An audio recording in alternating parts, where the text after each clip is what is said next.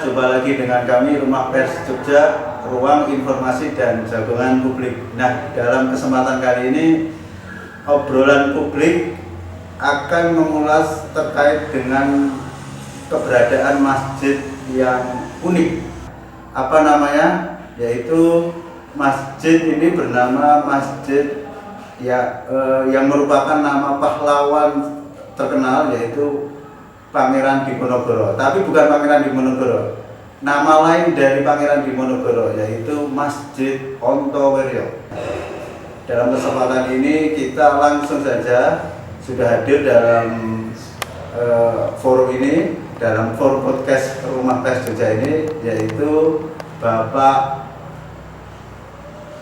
Woko, Bapak Dr. Woko. Ini Pak Woko merupakan inisiator ya dalam pembentuk pendirian Masjid Ontowiryo ini. Nah, langsung saja Pak. Mungkin hal yang ingin ditanyakan, mengiang-iang pertanyaan itu, kenapa dinamakan Masjid Ontowiryo Pak? Baik, terima kasih Mas Agus. Memang ketika kami dulu survei di wilayah Jalan Dandeles dan sekitarnya ini, kita mendapatkan tanah di sini, lalu memang ada keinginan untuk mendirikan masjid. Lalu pertanyaannya, namanya apa? Kan begitu.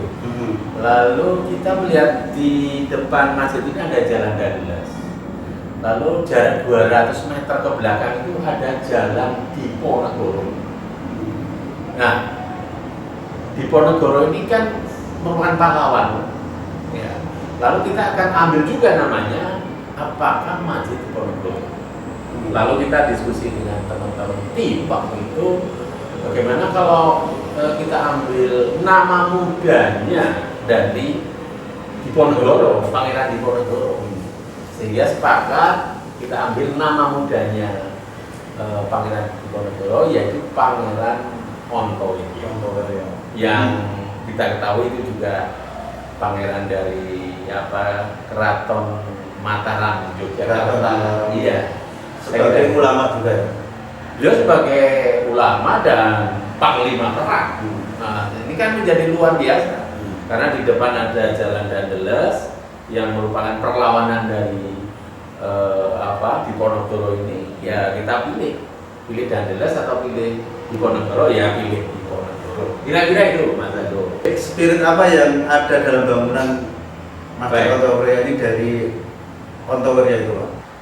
Semangat Ontowiryo ini kita ambil yang pertama karena keulamaan dia. Keulamaan itu kalau kita akan menyebut salah satu tiang agama itu adalah sholat.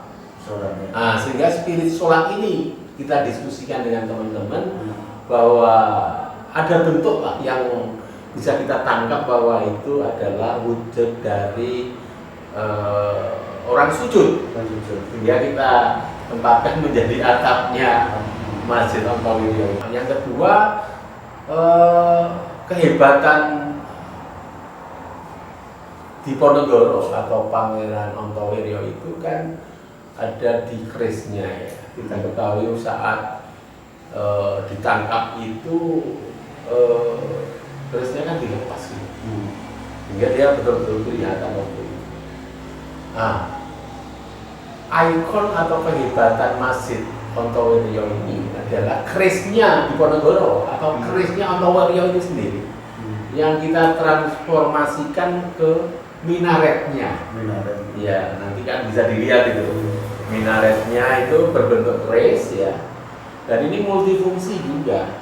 Selain minaret itu untuk meletakkan loudspeaker ketika panggilan sholat melalui azan. Ketika kemerdekaan, karena ini juga kaitannya dengan kepahlawanan gitu ya, minaret itu kita gunakan sebagai tiang bendera juga. Jadi bisa multifungsi. Selain jadi ikon juga menjadi berapa meter itu Pak? Tiang bendera itu tingginya total untuk minaretnya saja sekitar 10 meter. Jadi untuk pegangan tangan itu 2 meter, lalu yang di atasnya 8 meter, kira-kira 10 meter. Jadi ini sangat cukup proporsional ketika kita desain 10 meter terkait dengan atapnya berbentuk orang sujud ya. Yang ketiga, orang awam itu kadang-kadang bingung masjid itu seperti apa sih bentuknya. Nah, kita juga merespon lah orang awam itu kalau lihat bentuk kubah ya.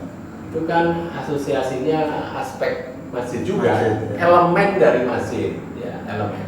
Bisa saja bangunan lain ada kubahnya begitu, bukan masjid juga kan, bisa saja.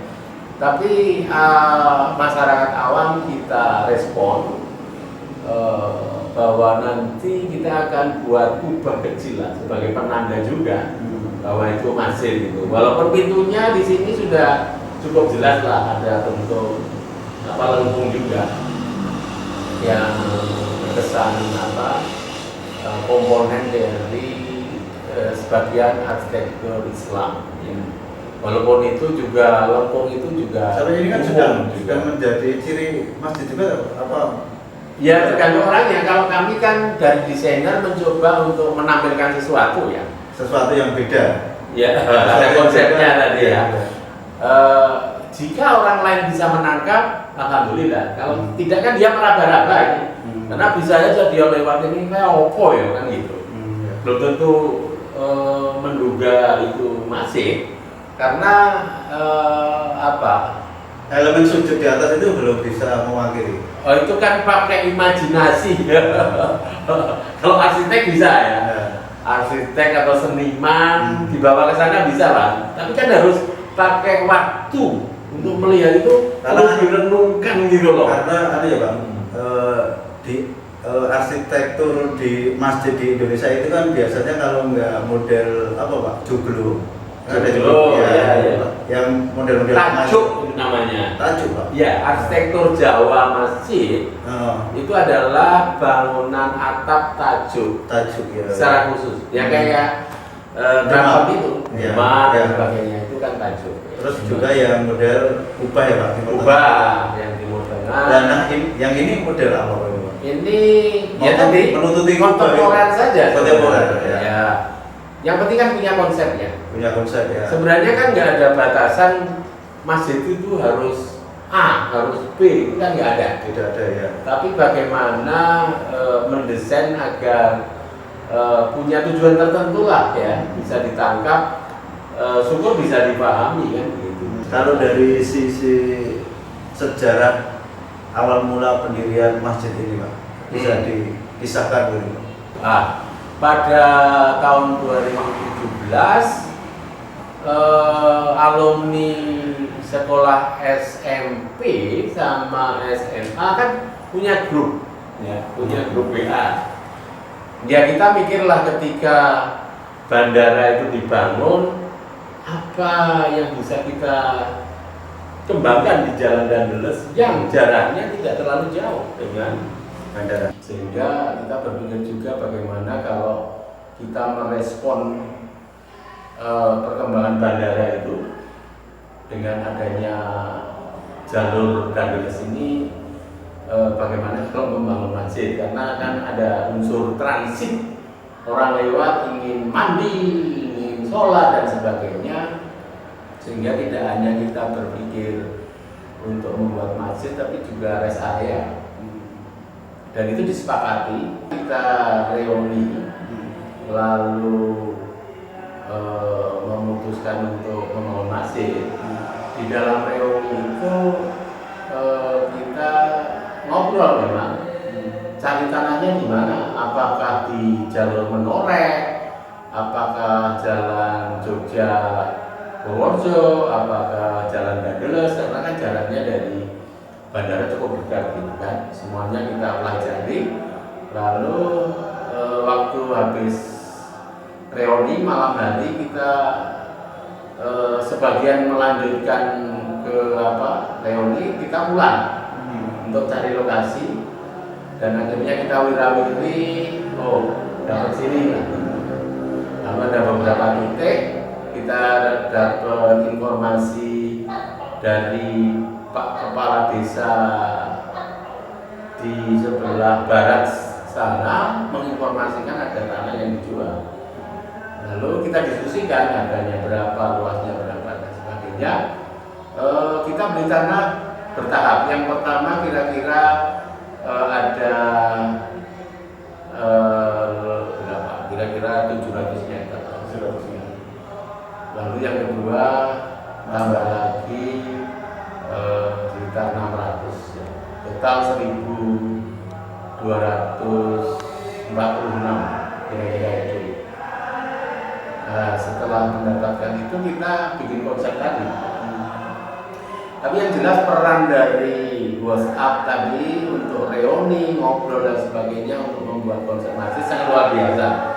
Sehingga dari SMP, SMA, lalu kita lanjutkan untuk cari pendanaan, itu kita di luar alumni juga. Jadi kita kan punya teman-teman yang tinggal di luar Purworejo, ya.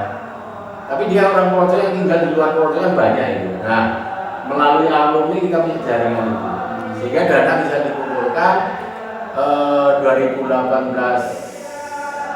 awal gitu kita mampu mengumpulkan dana sekitar 500 juta lebih. Nah, kita bisa beli tanah waktu itu. Dia 2019 bertambah juga sampai 2020, 2021 pembangunan mencapai 60% dengan dana kira-kira total dengan tanah 3 miliar lebih. Jadi dari ini menjadi contoh ya Pak. Misalnya kan banyak teman-teman itu kan hampir semua kan punya grup alumni gitu. Iya, iya. Tapi memang alumni itu biasanya ya sekedar untuk apa Pak? Reuni. Reuni. Sebenarnya bisa dilebihkan lagi ya Pak? Oh bisa, sangat bisa. Kalau bisa memang ini semacam pilot project yang bisa diinformasikan yang lain. Karena ketika kita bangun masjid semacam ini, lalu masyarakat bisa memanfaatkan, kita bikin rest area, tempat semacam ini, lantai bawah itu kan untuk hall ya, lalu lantai atas untuk masjidnya, lalu kita sediakan kamar juga. Akhirnya masjid ini bisa untuk reuni, gitu loh. Ini yang banyak orang perlu berpikir semacam itu, nggak usah cari hotel, ya bikin sendiri masjid itu. Artinya juga ini menginspirasi grup-grup alumni itu sebenarnya bisa melakukan gerakan kebaikan. Bisa kalau bisa. Jadi tidak hanya masjid sebenarnya Pak. Oh, apa saja. Apa saja. Bahkan mengembangkan desa. Nah, gitu aja. Bisa. Ya mari nanti kita explore ya tempat-tempat menarik yang bisa kita dibangun di berbagai wilayah kota maupun desa. Insya Allah alumni bisa bergerak. Walaupun SMP, SMA bisa, tidak terbatas ya, tidak terbatas. Ini awalnya dari SMP, lalu ke SMA, lalu orang Purworejo, lalu orang umum. Makanya kita namakan di sini adalah Yayasan Masjid Kita. Sehingga dia terang saja. Siapa saja bisa memiliki. Jadi semua di sini ketika sudah mendapat takmir diprofesionalkan atau umumnya begini masing-masing. Hebatnya tamu itu, saya nggak usah digaji Pak Kok. Saya menyumbangkan 20 kg beras per bulan untuk masjid ini, terutama untuk tukang. Dan saya carikan imam masjid itu hanya sama marbot dan diberi juga. Saya juga nggak bisa nyebut juga itu. Kalau saya diminta cari syaratnya begini, ya nggak bisa ya, angkat tangan saya. Ya waktu itu, ya mari kita bekerja. Lalu takmirnya menyampaikan, ini Pak Woko, dia full time di sini, bagaimana nanti kita bisa memberi honor Pak dulu. Ya saya pusing-pusing juga waktu itu kan. Oh nggak tahu bagaimana merencanakannya kan. Ya kalau ada dana sih semuanya selesai lah ya. Tapi kan kita tuh bergerak dari visi belum selesai, ini fungsi jalan, gitu loh. Ini kan ya saya nggak tahu juga, saya nggak pernah merencanakan ini semua. Ini jalan aja. Waktu itu ya pokoknya bangun masjid gitu aja juga. Ininya itu aja. Lalu ya akhirnya takmirnya memberi 2 orang itu, dan ya dalam tanda petik konsep kami gitu ya, tes the water. Oh kalau kamu pengen takmir ya kerja saja. Oh kerja, baik ya. Oke bagus, lanjutkan, simple. Artinya kalau kita itu udah punya niat baik, insya Allah ada jalan. Ada jalan. Dan yang saya nggak tahu juga itu. Kapan itu? Ya, kemudahan itu ada. Ini yang saya hadapi itu. Sehingga alhamdulillah jadi ini ada makotnya, ada imamnya, takmirnya gratis, bahkan dia memberi uang beras dan administrasi kadang-kadang dia. Jadi dari sisi fungsi sebenarnya udah cukup progres minimal jalan. Ya. Sebagai kata masjid, ini sudah jalan. Sudah jalan. Tidak hanya untuk ibadah 5 waktu, tapi juga majelis taklimnya juga ada ya. Ya, jadi ada pengajian, pertemuan setiap minggu wakil gitu kan. Para ada wali santri. Sebenarnya ada tradisi ilmiahnya, Pak. Oh, maksudnya tradisi ilmiah ngaji kan. Oh iya itu ada. Ya, itu alhamdulillah juga. Terus untuk Pak, lahan yang sebelah timur. Ya, timur itu memang difungsikan. Itu rencananya untuk apa? Ya. Jadi rencana di dalam proposal itu ada 7 sampai 8 step kegiatan. Ya, ini kan ideal ya. Jadi yang pertama ngumpulin uang sudah. Bangun masjid sudah dan sedang jalan juga. Lalu pesantren. Ya, kita anggap sudah jalan Pak pesantrennya. Sudah jalan. Sudah jalan. Lalu berikutnya kita ingin ada UMKM, diklat UMKM. Lalu ada klinik kesehatan. Lalu rest area. Jadi rest area ini tahap ketiga kalau nggak salah. Ya, setelah ada masjid, lalu ada santri, lalu rest area sama parkir. Karena ini kebutuhan mendesak juga. Sehingga kita juga sedang berpikir seperti apa ya. Nah, ini sedang kita pikirkan. Ya sambil jalan saja, sambil belajar bagaimana menghadirkan kegiatan ekonomi untuk rest area. Karena kita desain untuk 2 lantai di sana. Lalu atapnya untuk untuk farming. Atapnya itu bukan atap saja, tapi untuk pertanian juga. Kita desain untuk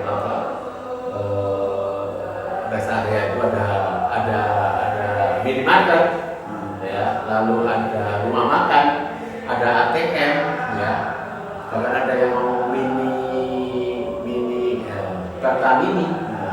Jadi ke masjid ini dapat banyak gitu ya? Harus dapat banyak, karena proposal kami ada 8 kan, sampai UMKM, klinik, untuk pelatihan, dan satu lagi yang belum saya sebut adalah Universitas Teknologi Ontowerio. Jadi idealisme kami sampai di sana. Universitas Teknologi Ontowerio. Jadi untuk kewirausahaan.